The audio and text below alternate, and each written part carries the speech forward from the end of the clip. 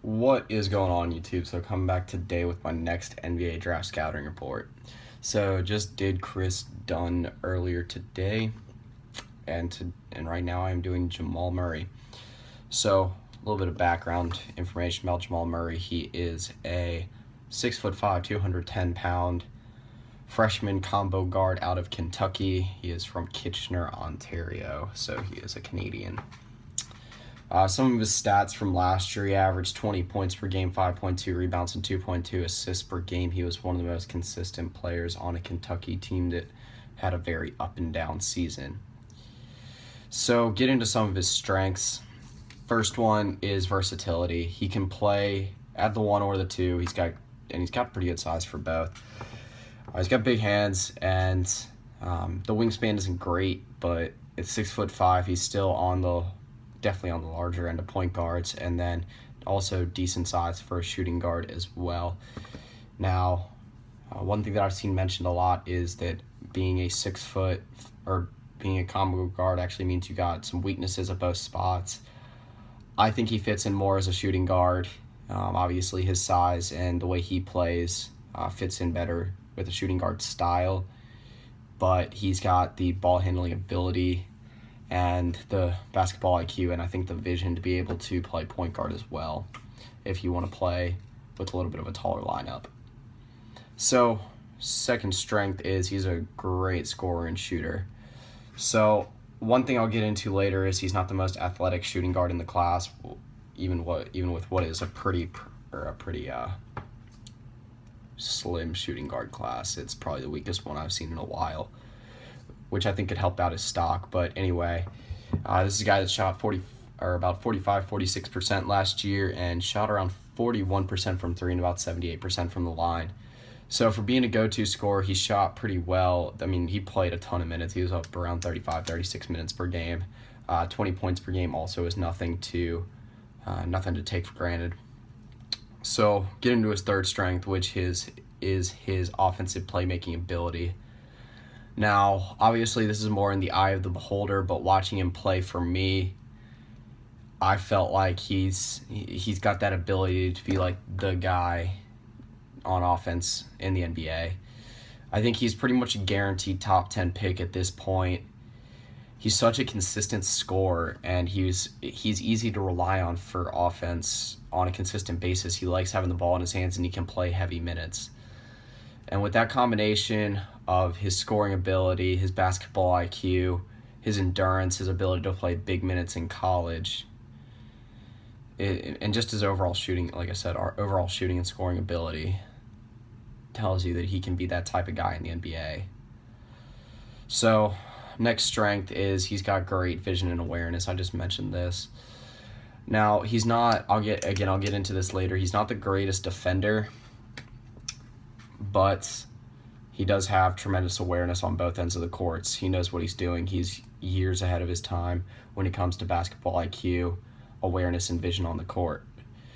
So I think he uses that to his advantage, especially when he's playing at the point. 2.2 assists per game is nothing great, but also he was the guy between him and Tyler Ulis, they were most of the guys taking the shots at Kentucky. Didn't really have much of a chance to dump it down low. The bigs for Kentucky were extremely disappointing this year, most notably Scal. So I think one of his biggest and most unnoticed qualities is his ability to see over the defense. And if an NBA team has good bigs, one that does draft him, has good supporting casts at the 3 to 5 spots, I think him using that ability to see over the defense, use that basketball IQ, and that awareness he's got to be able to find guys and maybe average around 4 or 5 assists per game in the NBA. And get into his fifth strength, which I've been mentioning a lot, and that's a high basketball IQ. Like I said, he's years ahead of his time when it comes to his progression on the court. I think that's a big draw to him. He was a 5-star recruit coming into college at Kentucky. Like I said, he's pretty much a guaranteed top 10 pick. And I think wherever he goes, he can fit the scheme well. Like I said, he's so versatile, and he's such a good scorer, and he's such a good playmaker that it's easy for him to find a home. All right, so getting into some of his weaknesses. First one is his athleticism and strength. Now, 210 pounds is nothing small. Like, it's not the smallest you'll find. I mean, there's 7-footers that are 220 pounds in this draft. But he can definitely, especially for his style of play, and I think the areas he needs to improve most, I think he needs to fill out the frame a little bit, maybe get up around 220. I mentioned when I was talking about Chris Dunn that he's about 6'4", 220, and I think that'd be a desired size for Jamal Murray. They fit similar roles in the NBA for play styles since they're similar body types. So his he is somewhat athletic. Like, the hand-eye coordination's there. I think the potential's there. He's got good agility, and just the thing is, he's not extremely fast in straight line speed, and the vertical's not quite there. I think he has the potential to fill out more of an athletic prowess, but I don't think it's there yet. I think with an NBA strength program, though, that it'll help him get to that point. I think that a lot of people will see a tremendous improvement in really just every part of his athletic ability when he makes that jump to the NBA this year. So, second weakness is he's not a good defender. Like I said, he's not the most athletic guy in the world, can't really get up. He's not that tough, he doesn't really like contact, and he's not that quick laterally, which all those things combine to not being a great defender. Now, I'm not going to say he's going to be like a James Harden in the NBA where he just doesn't try. That doesn't seem to be his style. But you're looking at a guy that averaged 5 rebounds, 0.3 blocks, and 1 steal. While those aren't terrible stats, it's also nothing that's going to jump out at you or jump off the page at you. All right, and his third weakness is he struggles versus pressure and length.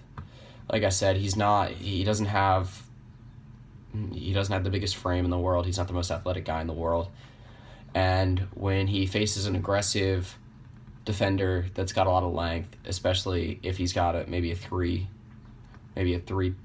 guard, if they're playing small ball, maybe if he's got like a big wing defender playing on him, I mean, if he does become a real threat in the NBA, you're going to have to be facing guys like that on the wing. I mean, some of the better defenders, the LeBron Jameses, the Paul Georges of the world, some guys that are like 6'8", 6'10" on the wings, DeMar Carroll, Jay Crowder, those types. And that's going to be a struggle for him if he can't improve that toughness and the frame and I guess just the overall ability to take contact and draw some fouls. I mean, he didn't draw that many fouls at all. Like, he shot 4 free throws a game. For a guy that played 35 minutes, took 15 shots a game, and had the ball in his hand that much, he just didn't draw a lot of contact. And the final thing I want to say off of that is it's not bad enough to the point where I'd mention it as an actual weakness by itself. But like I said, he doesn't have great straight line speed, and he doesn't really like to take contact.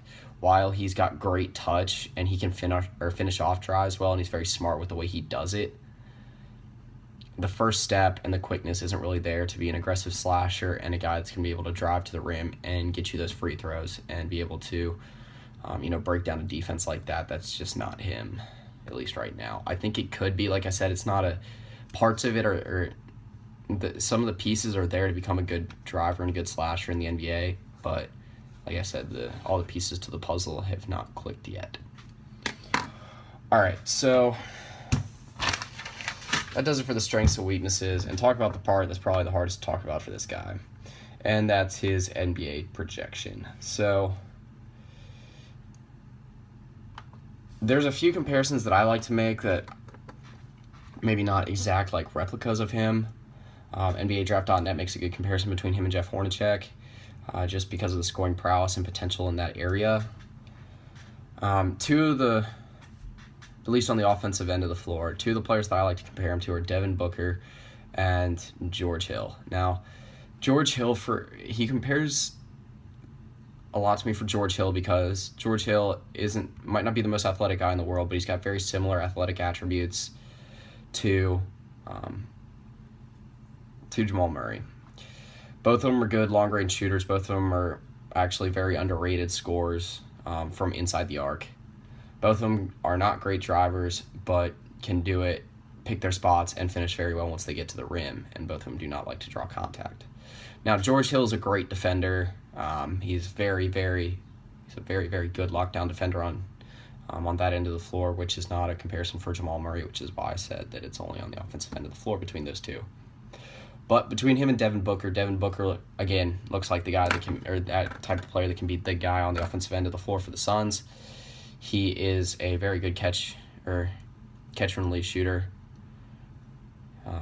Jamal Murray definitely has that catch and shoot ability with the best of them in this draft.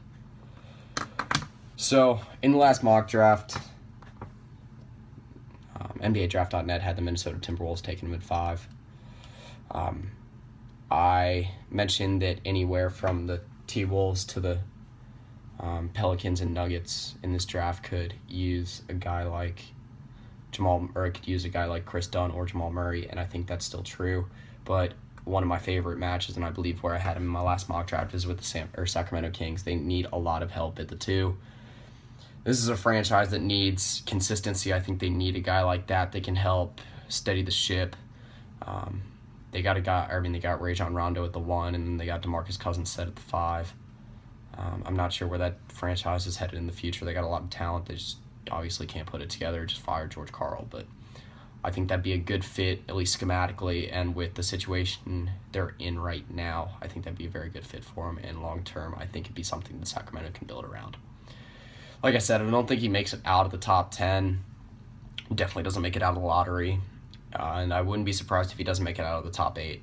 Around the middle of the season when around the beginning of the season, maybe middle, like late November, early December time when Kentucky was really struggling, Jamal Murray was dropping to the to the late lottery pick.